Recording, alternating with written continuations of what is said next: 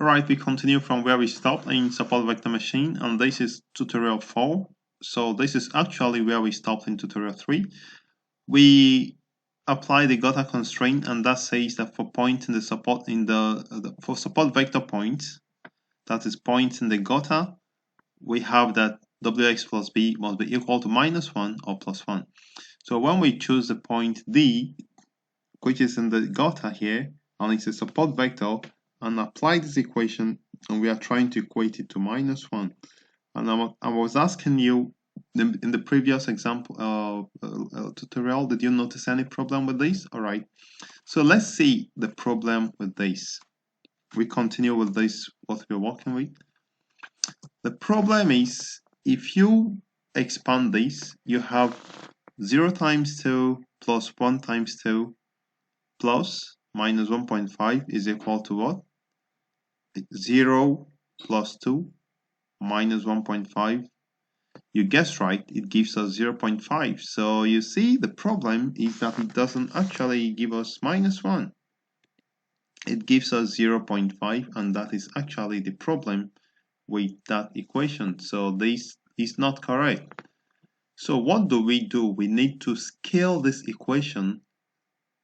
We need to scale this equation here so that it actually gives us -1 instead of a different thing. So what do?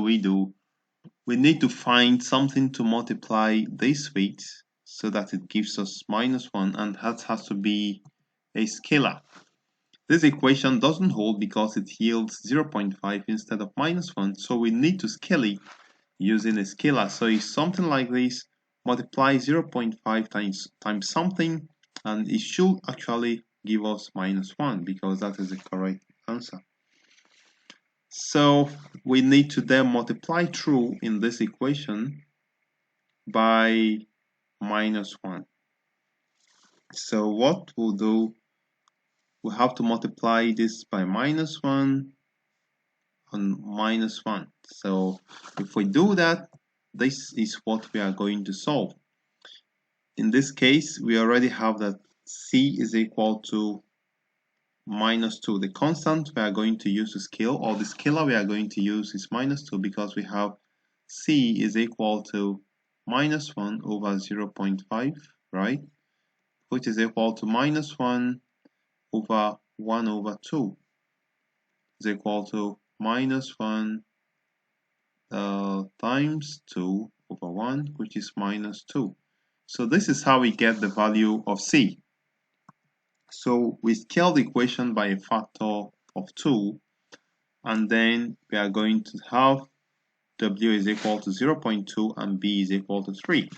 How did we get here? In case you don't know, if you scale this equation, you have 0 minus 2, right? Because we are multiplying by -2, and this remains the same, 2 plus, if we multiply -1.5 by -2, we'll have -1.5 times -2, which will give us 3. So that will give us 3. That will give us -1, which is the correct answer, or the correct version of this equation that has been scaled. Alright, so here we now have b, which is this,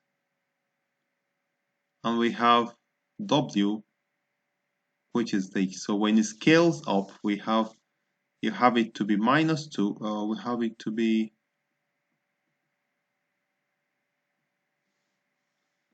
yes, so we have it to be -2 and 3. I think that is what it gives us. It gives us -2 and 3. Can you verify that? Let me see. Yeah, it gives us -2 and 3. So this is actually -2. So put it there is actually a typo. So what next do? We already have w is equal to -0 -2 and b is equal to 3.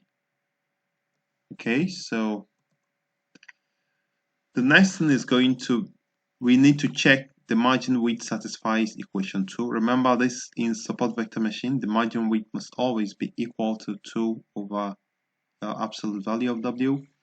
And absolute value of W in this case is 2. So let's see if it works. So let's see, I was trying to be faster as I should. So we have 2 over 2 equal to 1. What is the margin width?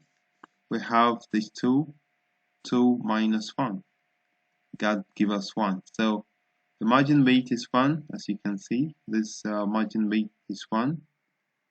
And from what we calculated, the margin width is 1. So everything works. Now we already have value of B and value of W.